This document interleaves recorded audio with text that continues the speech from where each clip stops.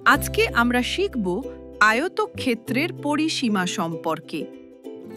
আয়তক্ষেত্র হল এমন একটি চতুর্ভুজ যার বিপরীত বাহুগুলো সমান এবং সমান্তরাল। পরিসীমা হল কোনো আকৃতির চারপাশের মোট দৈর্ঘ্য, অর্থাৎ আয়তক্ষেত্রের পরিসীমা = চারপাশের সব বাহুর যোগফল। যেহেতু আয়তক্ষেত্রের বিপরীত বাহুগুলো সমান, তাই সূত্র হবে 2 গুণ দৈর্ঘ্য প্লাস প্রস্থ একক।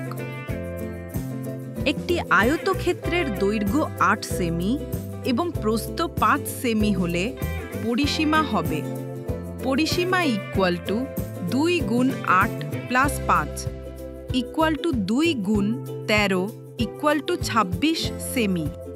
ফাইনাল উত্তর লেখার সময় একক অবশ্যই যুক্ত করতে হবে। এইভাবেই আমরা সহজেই আয়তক্ষেত্রের পরিসীমা বের করতে পারি। ধন্যবাদ। আরও ম্যাথ ট্রিক্স পেতে সাবস্ক্রাইব করো।